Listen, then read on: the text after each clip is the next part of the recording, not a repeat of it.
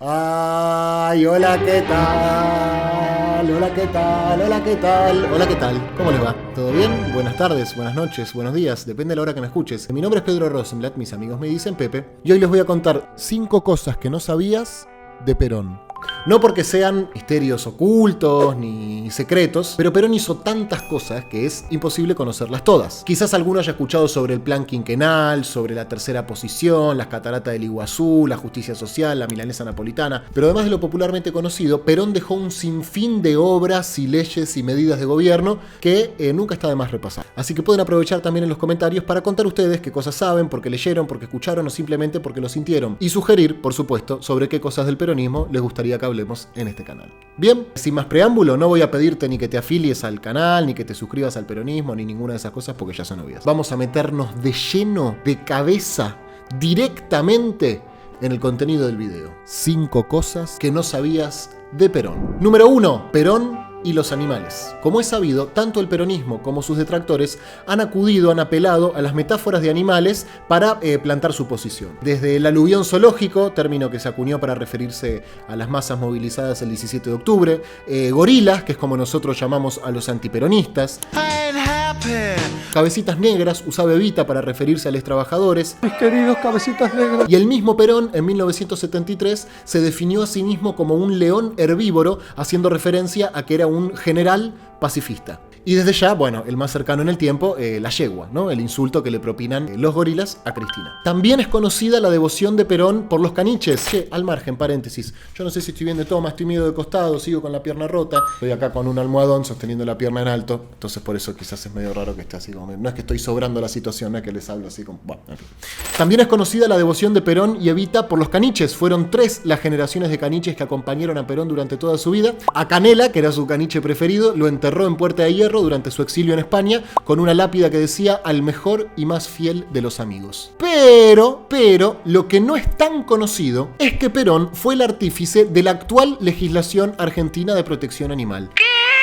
Sí, Perón fue el artífice de la legislación argentina de protección animal. La ley 14.346 de protección animal fue sancionada en 1954 por mandato de Perón, pese a que tuvo mucha resistencia por parte de los legisladores. Antes de esa ley existía en 1891 una ley que se llamó Ley Sarmiento, que estipulaba penas económicas para quien maltratara a los animales, pero eran sumas que para 1954 ya se habían vuelto totalmente irrisorias. Perón se propuso mejorar la legislación e incrementar las penas, tanto económicas como de tiempo en la cárcel. Perón quería que fuesen 3 años de cárcel para quien maltratase a los animales, pero los legisladores finalmente lo terminaron bajando a un año para equipararlo con la pena que se aplicaba a quienes maltrataran un objeto, una cosa. No era la idea inicial de Perón, pero bueno, fue lo que terminaron decidiendo los legisladores en ese momento en 1954. Ese año se logra sancionar la ley que penaliza el maltrato animal, pero aún más obliga al cuidado de los mismos. Es decir, no se trata solamente de no maltratarlos, sino también de comprometernos con su felicidad. Hay más.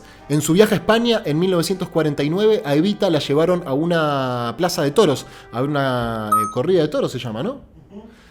Y frente a toreros y espectadores, ella dijo delante de todos, esto es una barbarie. Otra que me contaron hace poco, Nico, esta no sé si vos la sabías, otra que me contaron hace poco es que después de la Revolución Libertadora del 55, cuando proscribieron al peronismo y prohibieron incluso decir la palabra Perón, había varias personas que tenían loros a quienes les enseñaron a cantar la marcha y a decir ¡Viva Perón! Soy un loro peronista. Y se armaban comparsas de loros por los barrios al grito de ¡Viva Perón, carajo!, que le habían enseñado sus dueños. Claro, los milicos no podían matar a los loros porque estaba la ley de maltrato animal que había sancionado, pero no, esto no es estrictamente cierto. Sí lo de los loros, no de que los milicos los querían matar. Pero posta, se había armado una movida con loros peronistas, yo me enteré hace poquito. También es sabido que antes de Perón los perros argentinos no podían ladrar. Es fácil para ti. Pero esa historia será contada en otra oportunidad. Perón era de Boca.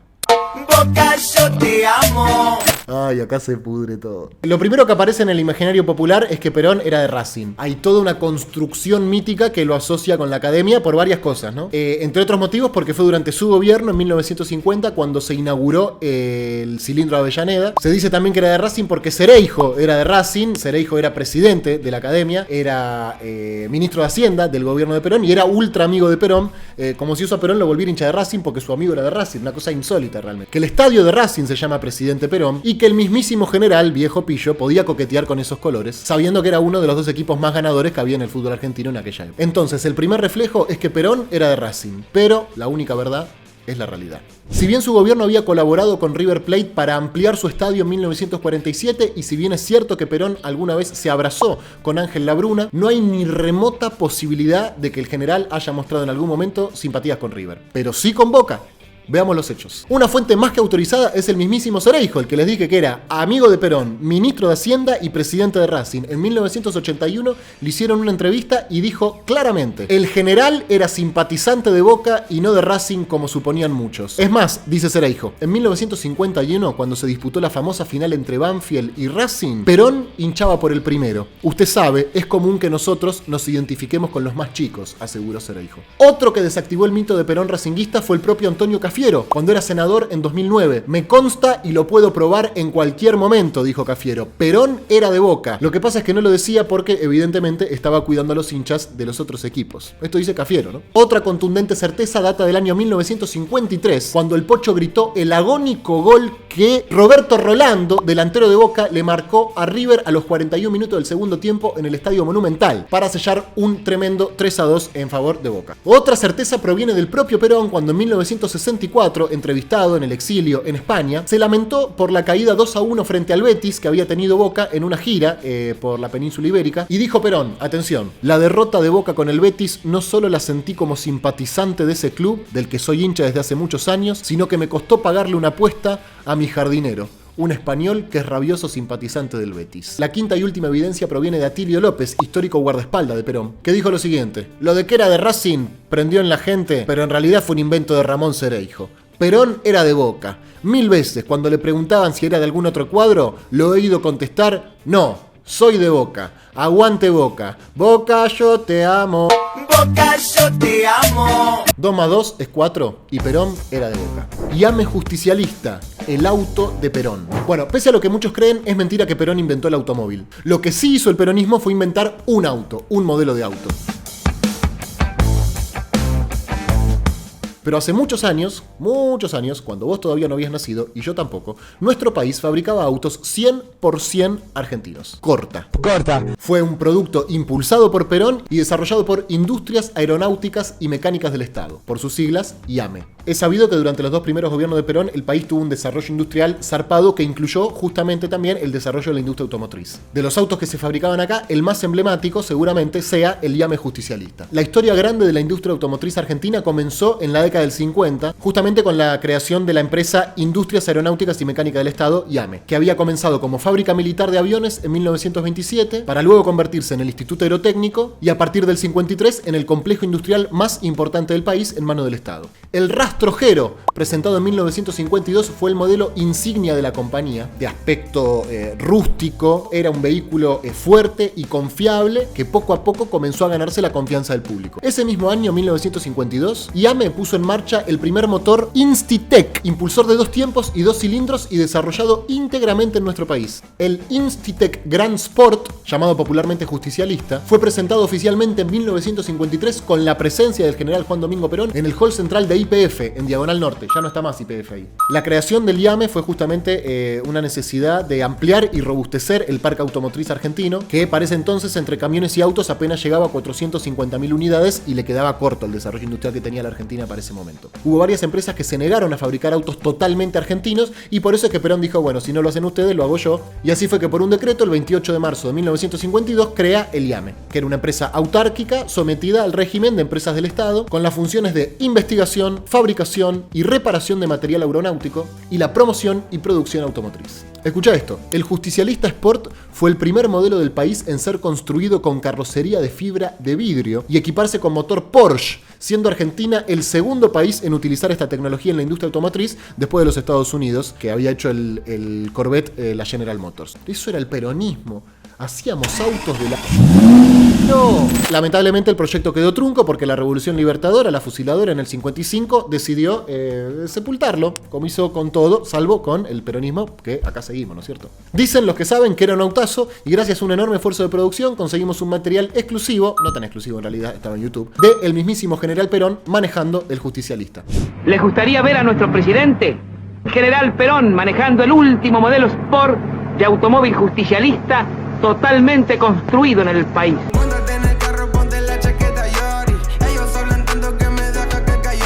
Perón, ecologista. Juan Domingo Perón fue el primer dirigente político argentino en expresar su preocupación por el medio ambiente. Y fue el primero que pudo expresarlo, no digamos como una curiosidad simpática, sino como un tema político central que cuestiona el modelo de país establecido. La definición de lo ambiental como un tema político relevante para Perón se origina en el documento Mensaje del General Perón a los pueblos del mundo, que el general redactó desde el exilio en 1972, en ocasión de la primera reunión del ambiente humano. Esto es el primer texto de política ambiental firmado por un político argentino en toda la historia. Y no solamente fue el primero, sino que también fue el más importante. Ahí Perón critica los modelos de consumo y de despilfarro de las sociedades altamente desarrolladas. Creemos, dice Perón, que ha llegado la hora en que todos los pueblos y gobiernos del mundo cobren conciencia de la marcha suicida que la humanidad ha emprendido a través de la contaminación del medio ambiente y la biosfera, la dilapidación de los recursos naturales, el crecimiento sin freno de la población y la sobreestimación de la tecnología, y de la necesidad de revertir de inmediato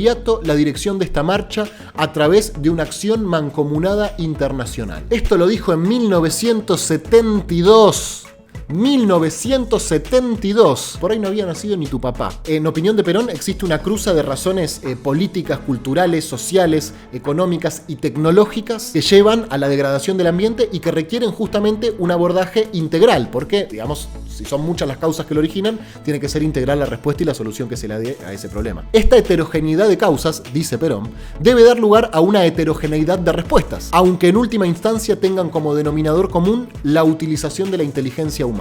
La humanidad, agrega, está cambiando las condiciones de vida con tal rapidez que no llega a adaptarse a las nuevas condiciones. 1972, amigos. Escuchen, lo leo textual porque no me lo acuerdo de memoria, pero y me parece importante destacar palabra por palabra. Este es un documento que obviamente lo encuentran en internet. En el último siglo, el hombre ha saqueado continentes enteros y le ha bastado un par de décadas para convertir ríos y mares en basurales, y el aire de las grandes ciudades en un gas tóxico y espeso. Esta profesión de la fe ecologista realmente tuvo un alcance que después no fue perpetrado con la misma intensidad ni por el propio peronismo ni por otros partidos políticos. Necesitamos un hombre mentalmente nuevo en un mundo físicamente nuevo. 1972, perdón que lo insista, pero por ahí te olvidas. No se puede construir una nueva sociedad basada en el pleno desarrollo de la personalidad humana en un mundo viciado por la contaminación del ambiente, exhausto por el hambre y la sed y enloquecido por el ruido y el hacinamiento. Debemos transformar las ciudades cárceles del presente en las ciudades jardines del futuro. Leo lo último para no ser tan extenso con esto de la lectura, que sé que quizás es un poco aburrido. Busquen el documento, igual no es muy largo y es muy interesante. Cierro con esto, cierra Perón en realidad, no yo. Mientras un fantasma, el hambre, recorre el mundo devorando 55 millones de vidas humanas cada 20 meses, afectando hasta países que ayer fueron graneros del mundo y amenazando expandirse de modo flumíneo en las próximas décadas, en los centros de más alta tecnología se anuncia, entre otras maravillas, que pronto la ropa se cortará con rayos láser y que las amas de casa harán sus compras desde sus hogares por televisión y las pagarán mediante sistemas electrónicos. La separación dentro de la humanidad se está agudizando de un modo tan visible que parece que estuviera constituida por más de una especie. El ser humano, cegado por el espejismo de la tecnología, ha olvidado las verdades que están en la base de su existencia. Y así, mientras llega a la luna gracias a la cibernética, la nueva metalurgia, combustibles poderosos, la electrónica y una serie de conocimientos teóricos fabulosos, mata el oxígeno que respira, el agua que bebe y el suelo que le da de comer, y eleva la temperatura permanente del medio ambiente sin medir sus consecuencias biológicas. En ese momento el tema fue calificado como esotérico en nuestro país, ¿no? Lo acusaron medio de loco. Para algunos reflejaba la senilidad del fundador del justicialismo, en tanto que otros lo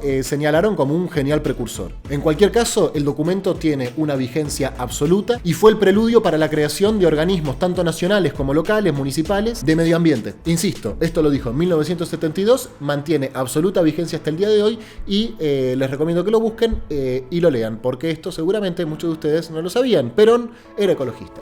Perón y la filosofía. Del 30 de marzo al 9 de abril de 1949 tuvo lugar un acontecimiento sin precedentes en la historia de América Latina. El primer congreso... No puede ser, chabón, qué capo, Dios. El primer Congreso Nacional de Filosofía, que fue financiado por... Nosotros, compañero, ¿quién va a ser? A pocas semanas de jurar por la nueva constitución que había promovido y a título de conferencia de clausura, en ese congreso fue que Perón presenta la comunidad organizada. Cuando vos lees la comunidad organizada, uno de los libros más importantes de Perón, arranca diciendo: esto fue un discurso pronunciado por el general Perón en el Congreso Nacional de Filosofía del año 1949. La Facultad de Filosofía tenía apenas 50 años en la República Argentina y en ese congreso nuestros filósofos debatieron mano a mano, tete a tete, cara a cara con los filósofos europeos. El reconocimiento alcanzado permite afirmar que el Congreso de 1949 representó para la filosofía argentina la obtención de su Carta de Ciudadanía Mundial. Durante las 8 jornadas en las cuales se desarrolló el Congreso se dieron un montón de charlas y de debates y de encuentros y de mesas y de cosas que se hacen en los congresos de filosofía, que todos ustedes conocerán porque habrán ido a más de uno, y se dividieron según temas filosóficos: la filosofía en la vida del espíritu, la persona humana, el existencialismo, la filosofía contemporánea, la filosofía y la ciudad humana, lógica y gnosiología, ética, fisiología y estética, filosofía de la educación, filosofía del derecho, entre otros. El Congreso reunió a 147 filósofos entre argentinos y extranjeros y se leyeron o se tuvieron en cuenta 171 discursos o ponencias de las personas que o estaban ahí o que no pudieron ir, no pudieron asistir y se hicieron presente a través de un escrito. Todo este material fue publicado en 1950 bajo el nombre de Actas del Primer Congreso Nacional de Filosofía. 3 tomos que totalizan más de 2.200 páginas. Para cerrar el Congreso y antes de presentar la comunidad organizada, Perón habló y dijo lo siguiente: señores congresales, Alejandro, el más grande general, tuvo por maestro a Aristóteles. Siempre he pensado entonces que mi oficio tenía algo que ver con la filosofía. El destino me ha convertido en hombre público.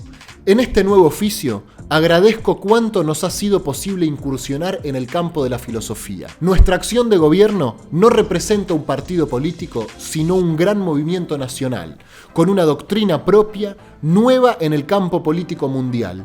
He querido entonces ofrecer a los señores que nos honran con su visita una idea sintética de base filosófica sobre lo que representa sociológicamente nuestra tercera posición. ¡Viva Perón, carajo! ¡Aguante el general!